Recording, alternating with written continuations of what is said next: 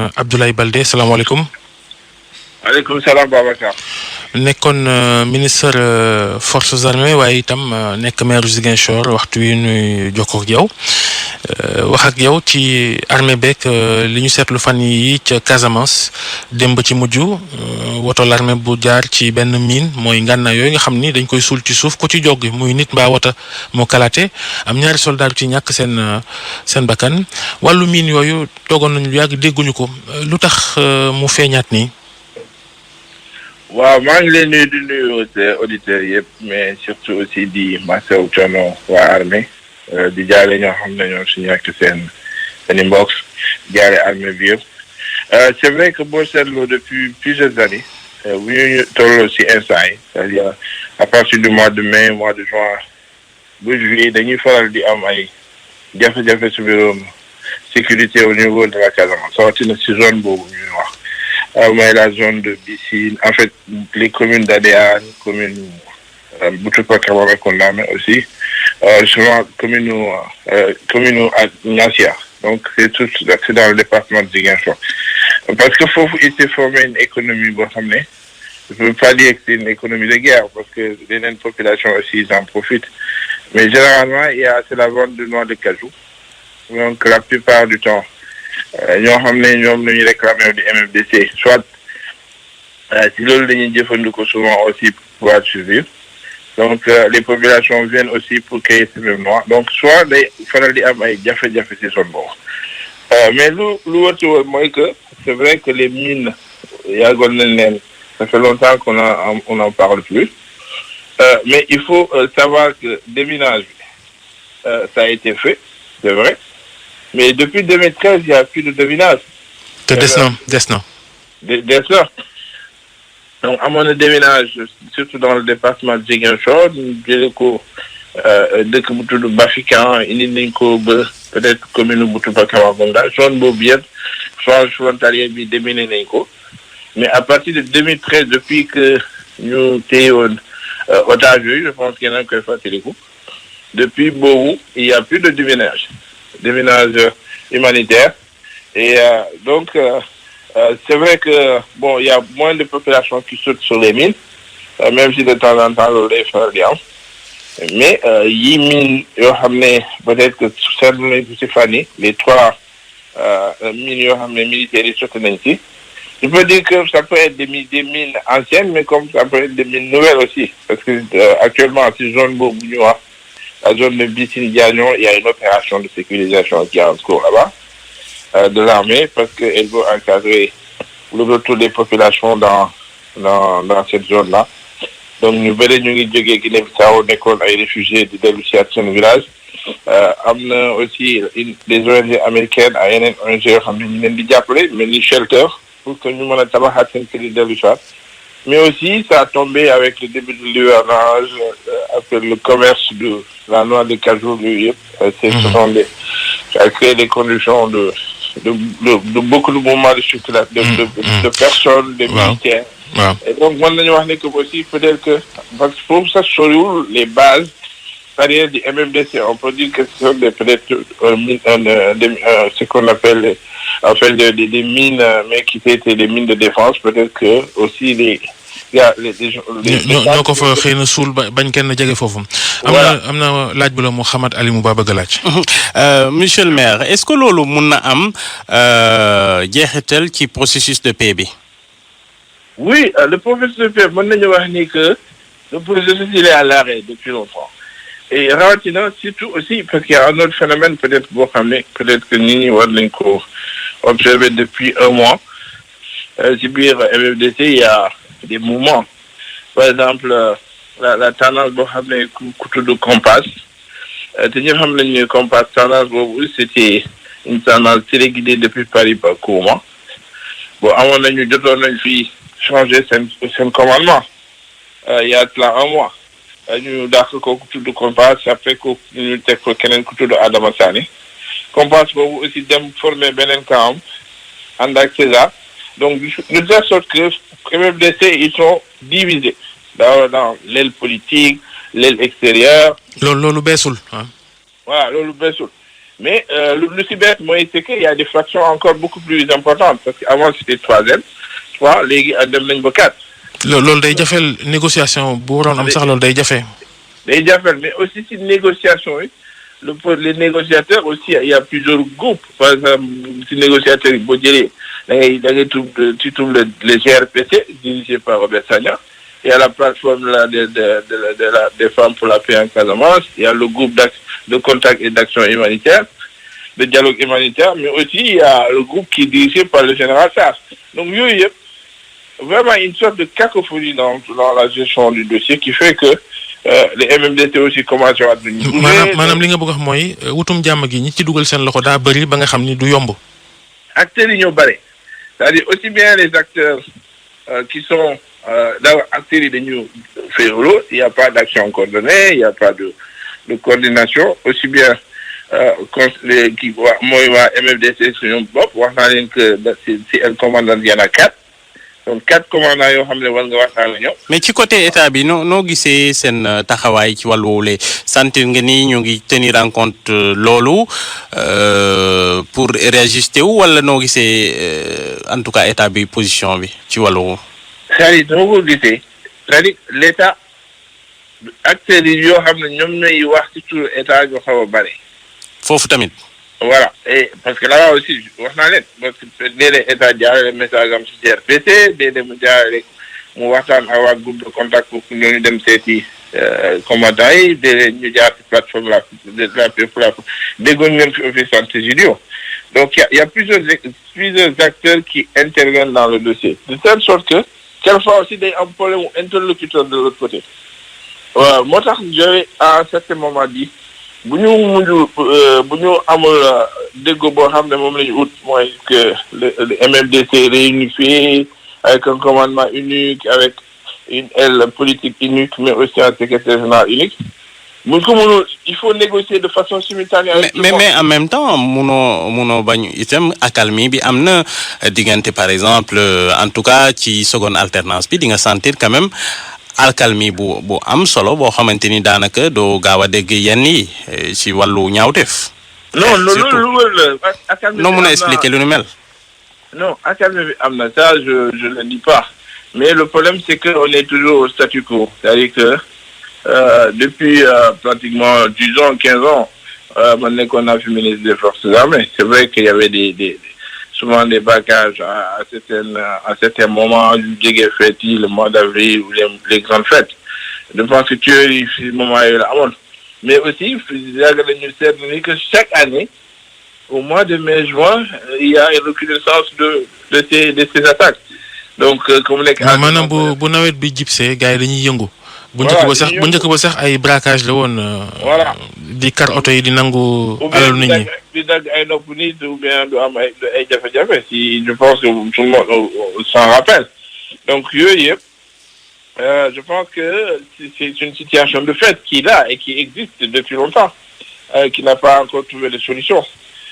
Jafe-jafe état bi, je dis pas que l'État n'a pas fait des choses, ils sont en train de faire des choses mais c'est dispersé donc au finish les résultats ne sont pas là. Mais est-ce que sentir nga ni concrètement côté MFDC bëgg nañ vraiment jàmm ji am quoi ñu jeexal yëf yi sentir nga loolu. Sentir naa ni que dans certaines factions du MFDC bëgg nañu jàmm mais c'est un dossier très compliqué qui implique beaucoup de choses, c'est-à-dire il y a un côté économique parce que vous savez que c'est un des conflits les plus vieux au monde. L'économie de la guerre. L'économie de la guerre s'est installée, il y a des aspects culturels, il y a des aspects sociaux aussi dugg ici. Donc le bëri beaucoup voilà ça fait il faut nga jël aspect yooyu yëpp en compte. De telle sorte que le conflit s'est embourbé, il y a en tout cas nit ñi dañuy on fait un pas en avant un pas en arrière et depuis là je pense que il faut qu'il léegi bu ñu la déggee jàpp nga ne ñi dugal seen loxo ci wàllu médiation dafa bëri xëy na loolu moo gën a yomb a wàññi mais boole kilifa yi MFDC yi nga xam ne ku ne da ngaa ber sa base bopp sa camp wu bopp loolu est-ce que dina yomb lu mën a nekk lam déet. loolu ñoom laajoon nañ ko à un certain moment ils avaient demandé eux-mêmes à ce que ñu dimbali li ñu def ay assises inter-MFDC loolu aussi lu koy gën a gàllankoor mooy que ils ont une aile politique à l'extérieur boo xam ne Kourouma Sarr moo ko dirigé nekk Paris, Ousmane Tamba nekk Suisse. Ensuite, il y a le groupe des intellectuels du MFDC, xam ne benn Apakena moo ko jiite nekk Allemagne. Donc ñooñu ñëpp dañuy am seen i nit fii. Donc il faut négocier avec ces gens-là. Après, les fractions, ñoom ñooy manipuler souvent les camps qui sont au niveau du maquis et qui soit qui se divisent ou bien eux-mêmes, parce que comme c'est souvent les bailleurs, ñoom aussi ñoom ñooy diviser maquis bi de temps en temps. Donc c'est tellement difficile, c'est tellement compliqué que je pense que il faut une véritable volonté politique. Wax naa ne que le chef de l'État chaque jour qu'il se réveille war na ne aujourd'hui il faut que je fasse un pas en Casamance, mais c'est très compliqué sinon en tout cas à résoudre. Est-ce que yow mën nga ci def dara? Est-ce que njiitu réew mi mës na la solliciter wax la ni nga jéem ci dara wala am dit? Non, ñun ñëpp ñu ngi si jéem ku nekk ñu ngi si jéem loolu mu mun ñu ngi si wax ñu ngi si dox, mais même si pas de façon officielle, parce que j'ai eu un mandat du président pour dox si mbir mi, mais comme maa nekk maire de Ziguinchor fii lay yeewoo tout le temps. Donc bien entendu par ricochet am na ay actions xam ne dinaa ko jéem a calmer ñu, mais de façon décisive je pense que il faut que mu am une véritable planification, c'est-à-dire qu'il faut que ñu jéem soit ñu dajale, parce que bon c'est encore possible de dajale yeneen faction MFDC. Par exemple le camp de Diakaay dégguñu leen depuis longtemps. La coalition nga xam ne César moo contrôlé presque les 80% du MFDC. ñoom ñoo nekk côté Guinée-Bissau, à la frontière bissau-guinéenne. Ensuite il y a la fraction de Salif Sadio nga xam ne moom moo nekk de l'autre côté frontière gambienne bi. Est-ce que ci chef MFDC yëpp Salif Sadio gënu cee dëgër gën cee compliqué am déet? Mais non, parce que Salif aussi il avait commencé à négocier avec Santé Gidio. Je pense que yow xam ngeen ko. Je pense qu'il a mis un peu d'eau dans son vin et puis il est ouvert à la négociation, au dialogue. C'est là depuis très longtemps qu'il dégoûte ko. Je pense que opération de sécurisation aussi. Peut-être que c'est le fait que ça a coïncidé avec la campagne de commercialisation de l'anacarde. Peut-être qu'en fait, il y a eu beaucoup de mouvements de population dans la zone-là, et puis après, il y a eu ces incidents. Mais sinon, au niveau local, yan initiative lañ mën a def peut-être pour soutenir le processus de paix bi? Mais au niveau local, je pense qu'il faut impliquer les chefs traditionnels. Le roi de Souy, c'est vrai, mais depuis lors, kenn dëggatu ko. loolu yëkkati woon nañ ko fi ay jamono les sociocultures waaye sotti. Voilà, les sociocultures. Il faut ñu dugal ci jigéen ñi, c'est vrai que ñoom aussi ñu ngi yëngu, mais c'est toujours compliqué. C'est-à-dire que bu amee accalmie dafa mel ni tout le monde lâche. Personne ne continue le processus. Donc, de telle sorte que pourrissement am ci côté yëpp. Et puis, waa MMDC, ils sont toujours, ñu ngi ci àll bi toujours. Quelquefois, ils ont besoin de se nourrir aussi. Bi am loo xam ne moom lañ gis, loolu moo doon occasionner braquage de temps en temps. Donc, je pense que maintenant, il faut vraiment que ñëpp tout le monde se sente concerné par cette affaire. Les chefs de village, les chefs traditionnels, les femmes, les jeunes, vraiment, il faut que nous nous mais aussi avec une forte volonté politique de négociation pour que nous définir un terme clair, en tout cas, on peut suivre pour que nous mettre à ce conflit qui est très compliqué, qui date de plus de 30 ans, depuis le plus vieux au monde. Je pense que donc le magasin commencer à une ramification. Donc le lieu, je pense que c'est en tout cas c'est. Mais li ñu bëggoon xam mooy waa MFDC ñi ci nekkoon ci ay kilifa ay at a ngi nii est-ce que dañuy jël ba léegi ay gone di leen indi ci xeex bi wala loolu amul ndax bu dee ñi fi nekk ñoo fi nekkoon ba léegi war nañoo màggal ak ñoom seen lu tax mu am dynamisme bi dafa fekk ni dafa am ay ralliement yu bees ay gone yu dugg am déet wala loolu amatul. Ah mais c'est sûr que war na am ñu leen di rallier parce que sinon le premier groupe de ñoo xam ne ñoo créé woon le mouvement mooy ñoom Abbé Diamacoune Senghor ñoom Sidi Badji ñoom ñëpp avec les autres là ils sont tous disparus. Donc il y a un renouvellement, c'est sûr. Donc moi je maîtrise pas encore le circuit de recrutement, mais je suis sûr que am na ñoo xam ne ñu ngi continuer di dem parce que la preuve il y a toujours des camps, il y en a plus de 12 yoo xam ne ñu ngi ci biir Casamance ak dëkk yu ñu wër donc je pense que ça montre qu'ils ont encore de l'effectif et que le mouvement est toujours là. Donc, négociation et ça avance d'un pas, ça recule d'un pas. Donc, toujours, on est au statu quo. Ça, je pense que tout le monde le constate. Mais c'est vrai qu'Akalmi, à mon nom, Akalmi, je sais pas, c'est la latitude, parce que aussi, il n'y a pas eu d'opération, ils ont ramené des montagnes de syndicats. Donc, mais chaque fois qu'on a des opérations de ce type de sécurisation de l'armée, il commence du yomb. Monsieur le maire. Oui. Monsieur le maire, yow kon maire Ziguinchor nga am na ay population yi nekk foofu ñoo xamante ni dañoo bëggoon nga leeral leen lan moo tax yenn quartier yi ba léegi nii loteeruñu leen par exemple Néma 2 lan moo tax pourtant ci ville bi lañ nekk. Non, Néma 2, il y a deux Néma 2. Am na Néma 2 loti ak Néma 2 non loti. Le Néma 2 non loti, c'est un quartier qui, de façon spontanée, s'est constitué à côté de l'aéroport. Les zones où ça appartient au bord. Donc, mairie bi amul ci sañ-sañ def lotissement sans avoir l'autorisation de la SECNA avec les services de l'aviation civile. Donc, on avait entrepris des démarches depuis lors. En tout cas, parce qu'on avait un projet de déménager l'aéroport Ziguinchor beaucoup côté Tobor. Après, on avait eu du temps le Wad avec le ministre Karim Wade. On avait décidé de ramener finalement l'aéroport entre le Cap et Ziguinchor, mais deux communes tout de Caléane.